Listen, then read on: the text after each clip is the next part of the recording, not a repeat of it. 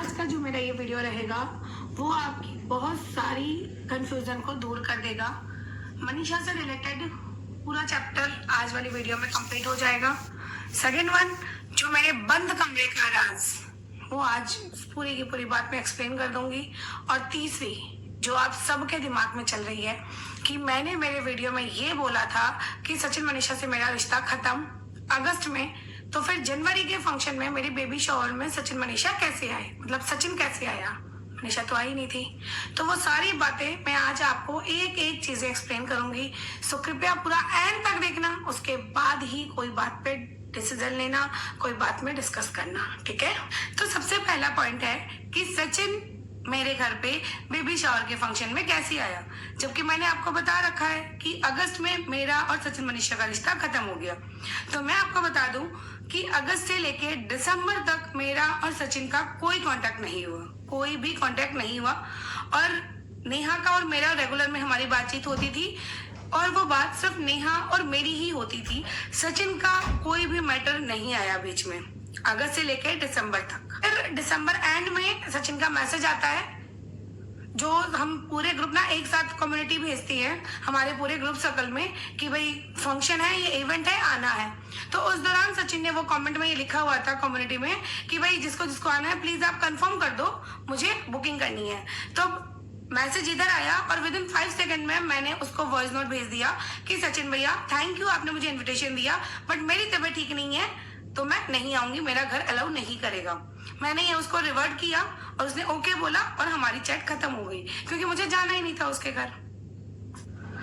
फिर आती है बात 9 जनवरी की, क्योंकि 7 जनवरी को सचिन के घर पे फंक्शन था, तो जितने भी इनविटेशन देने थे मुझे लगा मैं 9 जनवरी से स्टार्ट करूंगी। वैसे सारे दोस्तों को पता था कि ये फंक्शन है, बट जो एक कॉल जाया जाता है ऑफिशियली, वो मैंने 9 जनवरी से स्टार्ट किया था। 9 जनवरी को मैंने सारे क्रिएटर्स को कॉल किया। उस दौरान मुझे ये पता चला कि अमित किट्टो और अंकुश स्वाति अभी भी सचिन के घर पे है। तो मैंने 9 जनवरी को उन दोनों को कॉल नहीं किया कि चलो वो सचिन के घर से चले जाएंगे, फिर कॉल करूंगी। फिर 10 जनवरी को सुबह मैंने कॉल किया था अंकुश स्वाति को, और उन्होंने बताया कि हम अभी रवाना हो रहे हैं सचिन मनीषा के घर से। तो फिर मैंने उनसे नंबर लिया था अमित किट्टो का, तो मैंने अमित किट्टो को भी कॉल किया। अमित किट्टो और स्वाति और अंकुश दोनों ही उस दौरान सचिन मनीषा के घर थे, बट मैंने सचिन मनीषा को कॉल नहीं किया। 10 जनवरी की ये बात है। इधर मैंने जैसे ही अमित किट्टो से बात करके रखा फोन, विद इन 10 मिनट्स में मेरे पास नेहा का कॉल आता है कि सहिता क्या कर रही है। मैंने बोला कुछ नहीं कर रही, बस बैठी हूं मैं। तो बोली तूने अभी तक सचिन को कॉल नहीं किया। मैंने बोला नहीं, मुझे सचिन को बुलाना ही नहीं है। तो बोला नहीं ऐसे मत कर, तू सचिन को फोन कर। तो मैंने बोला तुझे किसने बताया। तो बोला तूने अमित किट्टो को, अंकुश स्वाति को कर दिया, वो लोग सचिन को पूछ रहे हैं कि आपके पास कॉल नहीं आया। तो सचिन ने बोला हाँ आ जाएगा ऐसे करके। तो मैंने फिर उसको रिमाइंड करवाया कि नेहा मैंने तुझे ऑलरेडी बोल दिया है कि मुझे सचिन मनीषा से रिश्ता नहीं रखना, इसीलिए मैं उनके घर के फंक्शन में भी नहीं गई, तो फिर मैं उनको नहीं बुलाना है। फिर मुझे नेहा ने बोला कि सहिता से अच्छा नहीं लगता है, सारे क्रिएटर्स बातें बनाएंगे, बेमतलब के और बवाल होगा, इससे अच्छा है तू उनको बुला ले। फिर मैंने ज्यादा कुछ सर नहीं दुखाया, मैंने चुपचाप उसका कॉल काटा और सचिन को कॉल किया। उसने 1 घंटे में मेरा फोन भी उठाया। मैंने बोला सचिन भैया 15 और 16 जनवरी को आपको मेरे घर आना है, मनीषा के साथ मेरे बेबी शॉवर का फंक्शन है। ये बात करके उसने बोला ओके दीदी, और हमारी बात एंड हो गई। फिर आता है 14 जनवरी की रात। 14 जनवरी की रात जब मेरे पति गए थे रेलवे स्टेशन नेहा को लेने, उस दौरान सारे के सारे क्रिएटर्स वहां पे पहुंचे हुए थे, और सारे के सारे रात को 2:30 पौने 3 बजे हमारे घर पहुंचे थे। क्योंकि मैं प्रेगनेंसी जोन में थी, 7 मंथ था मेरा, तो मेरे को घर से बाहर जाना अलाउ नहीं था। तो वो सारी ड्यूटी मेरे हस्बैंड को दे रखी थी, तो सारा सामान वगैरह भी नीचे था, और वो सारे ब्लॉग आप लोगों के सामने ही है। तो फिर वो रात आप लोगों के सामने है कि हमने रात को 4 बजे खाना खाया, खूब मस्ती की, और सबको अपना अपना रूम दिया गया, और सारी चीजें सेट हो गई कि भाई ठीक है अब कल से फंक्शन स्टार्ट है, फंक्शन की तैयारियां हो रही है। 15 जनवरी वाले दिन पूरा दिन बहुत ही अच्छा सा गया, सबका स्वागत हुआ। 15 जनवरी को सुबह जब ढोल नगाड़ों के साथ सबका स्वागत हो रहा था, उस दौरान सचिन के वीडियो कॉल में मनीषा से मेरी बात हुई। अब आपको कोई व्लॉग में दिख जाएगा, या तो मेरे व्लॉग में दिखेगा या सचिन के व्लॉग में ये बात दिख जाएगा, मुझे पूरा पक्का याद नहीं है। बट मेरी मनीषा से वीडियो कॉल पे बात हुई थी, तो मैंने वीडियो कॉल पे मनीषा को बोला कि मनीषा तू क्यों नहीं आई, मैं तुझसे नाराज हूँ। उसने मुझे बोला दीदी प्रणाम, तो मैंने बोला मैं तेरा प्रणाम नहीं लूंगी, तू क्यों नहीं आई, मैं तुझसे नाराज हूँ। तो उसने कुछ नहीं बोला, हंस के टाल दी वो बात। फिर मुझे लगा ठीक है, मेरा फर्ज बनता था, मैंने दोनों को इन्वाइट किया, आई नहीं तब उसकी खुद की इच्छा है। फिर हमारा फंक्शन चलता रहा, पूरे दिन खूब मस्ती की, सारी चीजें नॉर्मल थी। फिर शाम को खाटू श्याम बाबा का जागरण था, उसमें भी सारी चीजें खूब मस्ती की। और उस दिन रात को सब कोई सो गए अपने अपने टाइम पे, 3-3:30 बजे अराउंड हम सो गए थे। सो अब आता है 16 जनवरी वाला दिन, जो कि बहुत ज़्यादा स्पेशल था क्योंकि उस दिन मेरा था बेबी शावर। तो मैं बहुत ज़्यादा एक्साइटेड भी थी, और उस दिन का हम सारे दोस्तों ने ना बहुत सारा प्लान बना रखा था, और मेरे कुछ दोस्तों ने तो बहुत सारे कमिटमेंट भी दे रखे थे कि उस दिन तुझे कुछ नहीं करना है, इस बार का सारा काम हम करेंगे, सारी तैयारियां हम करेंगे, तेरी एंट्री ऐसे होगी वैसे होगी फलाना, मतलब बहुत सारी चीज़ें उन्होंने बोल रखी थी। तो 2 बज गए थे घड़ी में, कुछ भी कोई भी नहीं आया। मेरे कुछ फ्रेंड्स आए थे जो कि आपको मेरे वीडियो में दिख जाएंगे, बट ये जो 3 लोग थे, नेहा, नीतू और शबनम, ये तीनों भी नहीं आए। अदर मेरे फ्रेंड्स आए थे, कुछ लोगों ने तो मुझे तैयार भी किया, और कुछ लोग तो मेरे हमेशा पूरे टाइम साथ थे, बस ये तीनों नहीं आए। तो मैंने 2 बजे फ़ोन किया था नेहा को कि नेहा तू अभी भी ऊपर नहीं आएगी। वो इसलिए नेहा को कॉल किया था कि नेहा ने मुझे ये बोला था कि तेरी एंट्री का सारा ड्यूटी मेरा है, मुझे ये दुपट्टा चाहिए, ऐसे ये बॉनफायर चाहिए, ऐसी ऐसी चीज़ें चाहिए, ऐसे करके सारा उसने मंगवा रखा था। तो मैं थोड़ा सा उस पर ऐसे बोली कि यार तू अभी भी नहीं आई, तो बोला अरे मैं सारी तैयारियां कर रखी हूँ नीचे। तो फिर मैंने छोड़ दिया कि छोड़ कोई बात नहीं। फिर जैसे ही मैं नीचे उतरी बाकी दोस्तों के साथ, तो मैंने देखा कि वो लोग तीनों नीचे आ गए। तो मैंने उस दौरान उनको आंखें भी दिखाई मेरी कि भाई तुम लोग कहाँ थे इतनी देर। चलो वो लोग आ गए। फिर 16 जनवरी जो बेबी शॉवर का फंक्शन था, खूब सारा एंजॉय किया, खूब सारी मस्ती की, पूरा दिन बहुत ही अच्छा था। खूब सारे वीडियोस बनाए सबके साथ, जो भी जितने भी वीडियोस थे वो सारे आपके सामने थे। बट कहीं ना कहीं कुछ चीज़ें मिसिंग थी, जो कि मुझे ऐसे लग रहा था कि वो लोग सामने से करेंगे, बट कहीं ना कहीं कुछ चीज़ें मिसिंग थी, तो मैंने छोड़ दिया, कोई बात नहीं। और शाम को मेरे हेमंत का भी बर्थडे था, वो भी बहुत ही अच्छे से सेलिब्रेशन हुआ, और जो एंकरिंग थी वो भी सचिन ने की थी, और पूरा फंक्शन ऑल एंड ऑल बहुत अच्छा था। सबने बोला था कि हम सारे बातें करते हैं, तो मैं और भी बहुत सारे क्रिएटर्स पहुंचे थे नेहा के रूम में। तो वहाँ पे ऑलरेडी नेहा, सचिन, नीतू, शबनम बातें कर ही रहे थे, तो हम सारे क्रिएटर वहीं पहुँच गए। और वो वीडियो आप लोगों के सामने है कि हमने बहुत सारी बातें की, बहुत सारे लोगों की तारीफें की, बहुत सारे लोगों की मतलब खिंचाई भी की जो वहाँ पे मौजूद थे उनकी। तो किसी की खिंचाई हो रही थी और किसी की तारीफ हो रही थी। ऐसे करते करते हमारी बातें होते होते सुबह की 7 बज गई थी। मैं बोली थी कि जाके 2-3 घंटे सो जाती हूँ, क्योंकि फिर सुबह मेरी फैमिली भी है, वो भी सारी है, तो वो लोग भी कोई कोई जाएंगे, तो मुझे सबको सी ऑफ करना होगा। लेकिन मैं बार बार ऊपर नीचे नहीं कर सकती थी, घर वालों ने मना किया हुआ था। तो सुबह 7-7:30 बजे मैं आके सोई, और 10-10:30 बजे मैं उठ गई, क्योंकि कामो सारन आई थी तब, और रिश्तों के रॉकस्टार वाले जो भैया हैं वो भी आए थे अपनी वाइफ के साथ, और भी ऐसे रक्षा की रसोई आई थी तब। नहीं, रक्षा की रसोई तो उसी दिन रात को निकल गई थी। हाँ, रक्षा की रसोई तो उस दिन रात को निकल गई थी, और ये लोग आए थे सी ऑफ करने, मैं बाय बोलने। तो हमने बातें की, और फिर मेरी पूरी फैमिली भी थी, कुछ दीदी लोग जा रहे थे, तो हमारी बातें हुई। फिर आया कि सोनिया का कटिंग। पूरे दिन में कोई आए नहीं मेरे पास, एक आकांक्षा आई थी, और सोनिया अपनी सारी तैयारियां करके सोनिया ऊपर आई थी। सोनिया ऊपर आई और उसका केक मंगवाया हुआ था कि भाई उसका 700K होने वाला था, तो हम सब ने 700K का सेलिब्रेशन कर रहे थे। तो उस दौरान सोनिया ने कॉल किया था नेहा को, और उसका वेट किया गया। जब वो आई तब हम सब ने केक कटिंग किया, खूब सारी एंजॉय किया, और कुछ फ्रेंड्स उस दौरान अपने घर जा रहे थे, सब कोई चले गए नीचे। उस दौरान मेरे पास रुकी थी आकांक्षा और शबनम। अब यहाँ पे जो मैं रूम में थी, अब पूरा ध्यान से सुनना ये कहानी। शबनम ने मुझे ये बताया गया, तो मैं आपको फिर एक बात क्लियर कर दूं, क्योंकि नीचे रूम दिया गया, नेहा, नीतू और शबनम को एक रूम दिया गया। शबनम और फौजी जीजू को एक, नीतू के हस्बैंड को और फौजी जीजू को एक रूम दिया गया, और जो नेहा का भाई था वो किसी और रूम में शिफ्ट था, मतलब ऐसे करके रूम थे। तो जिस रूम में नेहा, नीतू, शबनम थे, तो मैं तो सोची थी कि भाई अच्छा सा कंफर्टेबल है, दोस्त लोग हैं, मस्ती करेंगे। शबनम आके मुझे ये बोलती है, पर्टिकुलर आकांक्षा के सामने हम तीनों की ये बातें होती है। शबनम आके मुझे थोड़ा गुस्सा होती है मुझसे कि ये तूने इस बार अच्छा नहीं किया। तो मैं शॉक्ड। मैं बोली क्या हुआ? तो उसने बोला कि इस बार तुमने हमको नेहा के रूम में क्यों दिया? तो मुझे लगा कि भाई अच्छा ही तो हुआ, दोस्त लोग साथ में, हस्बैंड वाइफ तो हमेशा साथ रहते हैं, जब दोस्तों को रहने का मौका मिलता है तो और क्या चाहिए। तो बोले नहीं। रात को 3 बजे तक भी सचिन हमारे रूम में रहता है और सुबह को 8 बजे भी अगर हमको ड्रेस चेंज भी करना होता है तो भी हम सचिन को कुछ नहीं बोल सकते हैं। अगर हम सचिन को रूम से जाने के लिए बोलते हैं तो सचिन भी गुस्सा करता है और उसके साथ साथ नेहा भी गुस्सा करती है। तो ना तो हम रूम में कंफर्टेबल हैं, इवन हमारे पति भी रूम में नहीं आ रहे, लेकिन ये सचिन पूरा टाइम हमारे रूम में है। सिर्फ 2 घंटे के लिए सोने अपने रूम में जाता है, अदरवाइज पूरा टाइम हमारे रूम में रहता है। तो हम बिल्कुल भी कंफर्टेबल नहीं है। इवन फौजी जीजू भी बहुत ज्यादा गुस्सा है। फौजी जीजू की तबीयत बिल्कुल भी ठीक नहीं थी, फिर भी वो मेरे रूम में नहीं आ सकते थे और मैं उनके रूम में कैसे जाती, क्योंकि नीतू के हस्बैंड थे। तब मैंने बोला कि अगर ऐसी कुछ बात थी तो तू मुझे डे 1 बता देती, मैं तुझे दूसरा रूम दे देती, क्योंकि मुझे नहीं पता था नीचे क्या चल रहा है। तो मुझे जैसे ही शबनम ने सारी बातें बोली ना, तो मेरा पारा थोड़ा ऊपर आ गया, क्योंकि उस दौरान वो 2 दिन में नेहा मेरे पास ऊपर आई ही नहीं। नेहा मेरे पास 5 मिनट के लिए भी बात करने ऊपर नहीं आई। तो और जब मुझे शबनम ने ये सारी बातें बोली कि ना तो मुझे आने दे रही है, ना ही नीतू को आने दे रही है शबनम, नेहा, और ना तो खुद आ रही है, रात को 3 बजे भी वो रूम में बैठा है और सुबह को 8 बजे भी वो रूम में बैठा है। तो ऐसे करके मुझे उसने बहुत सारी बातें बताई। फिर सडनली हमारे रूम में जेठू जी का आना होता है और मुझे बोलते हैं कि भाई तुम तीनों ही बातें कर रही हो, नेहा और नीतू कहाँ है? तब तक सोनिया चली गई थी, बहुत सारे क्रिएटर चले गए थे। तो मैंने बोला था पता नहीं, नेहा नीतू तो आए नहीं और मैं तो नीचे जा नहीं सकती हूँ।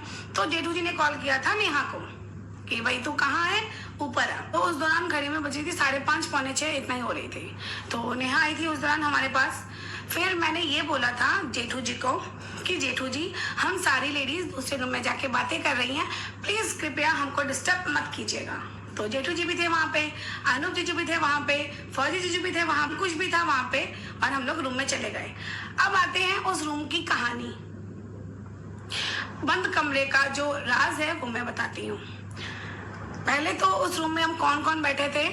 सरिता, नेहा, नीतू, शबनम, आकांक्षा, स्वाति की बहन और स्वाति का बेटा। ये इतने ही लोग थे रूम में, कोई जेंट्स नहीं था रूम में। और मैं रूम में नेहा, नीतू और शबनम को ये बोल रही थी कि तुम तीनों को मेरे पास आने का 1 मिनट भी टाइम नहीं हुआ, 1 मिनट भी तुम तीनों को मेरे पास आए ही नहीं। तो वो लोग तीनों चुपचाप सुन रहे थे। इधर मैं रो भी रही थी कि मुझे ये बताओ कि तुम तीनों के साथ क्या मेरी सिंगल एक भी फोटो है, मेरी बेबी बम के साथ एक भी फोटो है? और तुम लोगों ने तो बोला था ना मुझे कि मैं तुम्हारे बहुत स्पेशल फील कराएंगे, ये होगा वो होगा, तुम्हारा जो ये टाइम है वो बहुत ही मेमोरेबल होगा।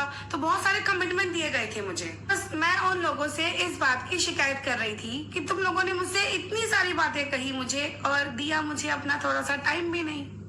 तुम सारे अपने अपने में ही रह गए। इस दौरान मैं बोल रही थी और वो तीनों सुन रहे थे। फिर मैंने ये भी बोला कि मेरा बेबी शावर लुक में एकमात्र आकांक्षा के साथ वीडियो है, तुम तीनों के साथ मेरा एक भी सिंगल वीडियो नहीं है। तो फिर नेहा ने बोला नहीं है। तो नेहा ने मुझे वो वाला वीडियो बताया जिस दौरान मैंने जेठू जी के साथ जो वीडियो बनाया था, और नेहा ने दूर बैठे फ्रंट कैमरे से एक वीडियो शूट किया। तो मैंने बोला नेहा, क्या मेरे बेबी बम के साथ एक वीडियो भी नहीं बनता था, एक फोटो भी नहीं बनता था? तो ऐसे करके हमारी बात चल रही थी, वो सुन रहे थे और मैं बोल रही थी। तब तक हमारी कोई ऐसी नहीं हुई क्योंकि वो सारी अपनी गलती एक्सेप्ट कर रहे थे। उस दौरान सब वो तीनों लोग अपनी गलती एक्सेप्ट कर रहे थे। तब तक बिना नॉक किए, सबसे पहली बात कि अगर लेडीज लोग रूम में बैठी हो तो कोई भी जेंट्स का ये फर्ज बनता है कि दरवाजा नॉक करके घुसे, जबकि बगल वाले रूम में सारे जेंट्स बैठे थे और इधर वाले रूम में सारी लेडीज बैठी थी। तो सचिन जी आए, बिना नॉक किए सीधा दरवाजा खोला और रूम में घुस गए। रूम में घुसते ही मैं थी यहाँ पे, नेहा थी मेरे पास और उधर सारे क्रिएटर थे, मतलब अदर नीतू, शबनम, आकांक्षा, स्वाति की बहन सब थे। तो जैसे ही सचिन आया ना, उस दौरान मुझे वो सारी बातें याद आ गई जो मुझे शबनम बोल रही थी। वो सारी बातें मेरे दिमाग में घूमने लगी कि नेहा को आए हुए 10 मिनट भी नहीं हुए फिर सचिन आ गया। तो सचिन आया और सचिन ने मुझे ये बोला कि नेहा, मुझे कुछ नहीं बोला, नेहा दीदी आपकी दवाई, इधर ऐसे टर्न होके, नेहा दीदी आपकी दवाई। तो मैंने बोला मुझे दे दो, तो बोला नहीं। तो फिर मैंने बोला नहीं चाहिए दवाई। फिर बोला उसने मैं नेहा दीदी के लिए लाया हूँ दवाई, नेहा दीदी दवाई। ऐसे करके 1-2 बार हमारी बहस हुई। फिर मैंने उसके हाथ से छीना और उसको बोला कि निकलो मेरे रूम से। फिर सचिन को मैंने ये बोला और सचिन तुरंत ही निकल गया मेरे रूम से। फिर सारे दोस्तों ने मुझ पर गुस्सा भी किया, लेकिन मैंने उनको यही बोला क्या 10 मिनट भी हम हमारी बातें नहीं कर सकते? क्या 10 मिनट भी वो बिना आए नहीं रह सकता था? तो इस बात पे हम तीनों चारों पांचों की डिबेट भी हुई थी रूम में। फिर जेठू जी आए, जेठू जी ने पूछा क्या हुआ, तो मैंने ये सारी बातें बताई। तो जेठू जी ने भी मुझे यही बोला कि सीता तुझे नहीं चिल्लाना चाहिए था। फिर जेठू जी गए और सचिन को सॉरी बोल के उसको लेके आए थे।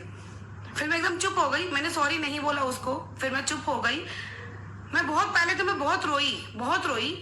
फिर मैं चुप हो गई और फिर सचिन जाने से पहले सारा माहौल भी ठीक हो गया था।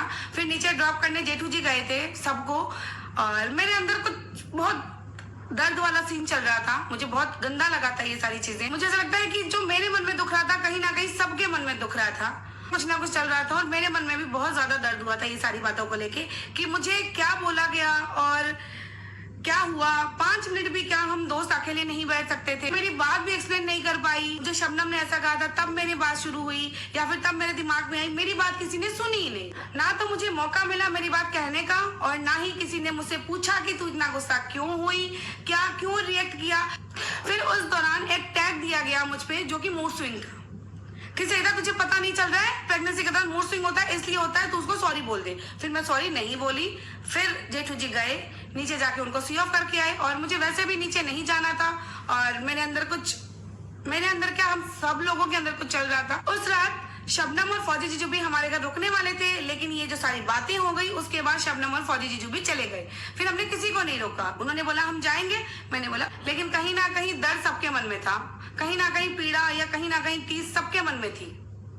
तो ये है वो बंद कमरे का राज जो कि बेबुनियाद, बेमतलब के इतना घुमाया गया और मुझे इतना ज्यादा इस मैटर में मुझे डिफेम किया गया कि मैंने घर आए मेहमान का बेइज्जती की, मैंने घर आए मेहमान की खातिरदारी नहीं की, मैंने घर आए मेहमान की इंसल्ट की। नहीं, ऐसा कुछ नहीं किया था मैंने, कुछ भी नहीं। अब सारे के सारे मेरे व्लॉग्स चेक कर सकती हो, मेरे नहीं हर एक क्रिएटर के जाके, कि मैंने क्या किया था। मैं तो एक प्रेग्नेंट लेडी थी, मुझे तो फिर भी नीचे जाना नहीं था, लेकिन मेरे हस्बैंड ने अपना 100 नहीं 1000% दिया था। और सिर्फ मेरे हस्बैंड ने नहीं, मेरे जेठ जी, जिठानी जी, मेरी पूरी फैमिली ने, क्योंकि जब मैं तिलक नहीं कर सकती थी ना, तो मेरे पूरी फैमिली ने मिलके मेरे पूरे क्रिएटरों का, मेरे दोस्तों का स्वागत किया, वेलकम किया। और बराबर मेरी एक की जगह वो 50 लोग खड़े थे।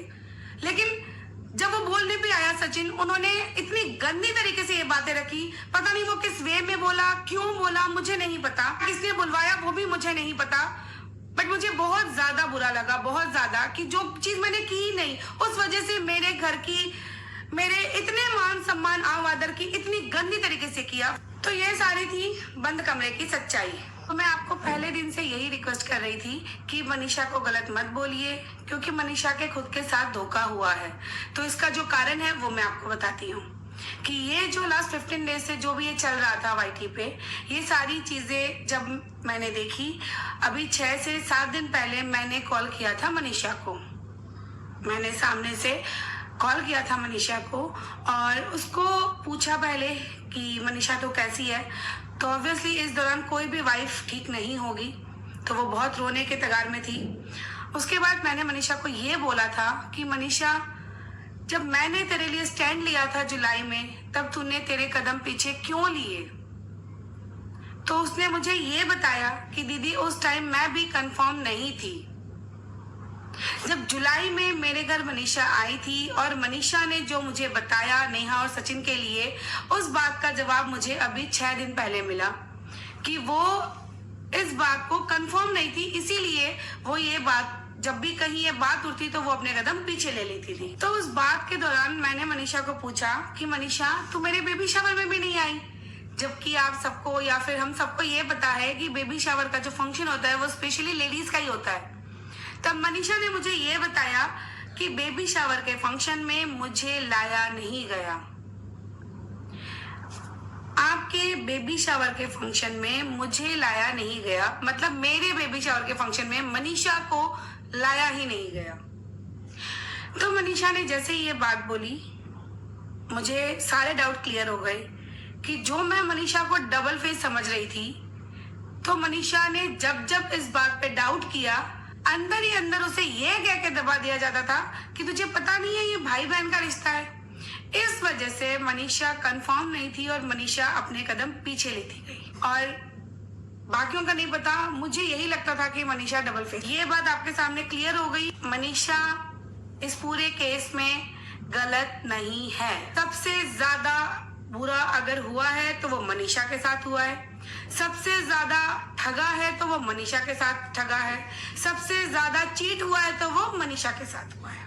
अब आप बोलोगे कि दीदी सचिन और नेहा, तो मैं उन दोनों का भी बताती हूँ। अब बात करते हैं नेहा और सचिन की। तो नेहा और सचिन का क्लियर तो मैं कुछ नहीं कर सकती, बट मैंने 2 चीजें नोटिस की हैं, वो मैं आप तक रख देती हूँ। नेहा के बारे में सारे क्रिएटर बात करते थे, ये बात नेहा को पता थी और नेहा ये सब जानकर भी अपने कदम पीछे नहीं ले रही थी। ये है नेहा का माइनस पॉइंट। और नेहा के टाइम मैंने नेहा को प्रॉपरली चैट में ये लिखा था कि नेहा तेरे पीठ पीछे सारे क्रिएटर बातें करती है, एकमात्र मैं हूं जो तेरे मुंह पे बोलती हूँ। तू अपने कदम पीछे ले ले, नहीं तो कहीं ना कहीं तेरी बदनामी निश्चित है। नेहा ने अपने कदम पीछे नहीं लिए, ये डाउटफुल है। और सचिन के लिए मैं ये बोलूंगी कि सचिन किसी को भी किसी भी हद तक मैनिपुलेट कर सकता है और ऑन कैमरा वो किसी भी हद तक झूठ बोल सकता है। क्योंकि मेरी जब कंट्रोवर्सी चल रही थी उस दौरान, मतलब जब भी उसका वीडियो आता ना तो मैं ऐसे देखने लगती, अल्लाह ये कब, ये तो मैंने किया ही नहीं, ये कितना झूठ बोल रहा है। तो वैसा है। और ये बात आपको आकांक्षा के वीडियो में भी दिख जाएगी, श्वेता शर्मा के टाइम भी दिख जाएगी और मेरी पिछली कंट्रोवर्सी के टाइम भी दिख जाएगी। तो यहाँ तक मैंने मेरी सारी बातें आप लोगों तक रख दी और आप लोगों से रिक्वेस्ट करूंगी कि मेरा डे 1 से लेके डे 4 तक का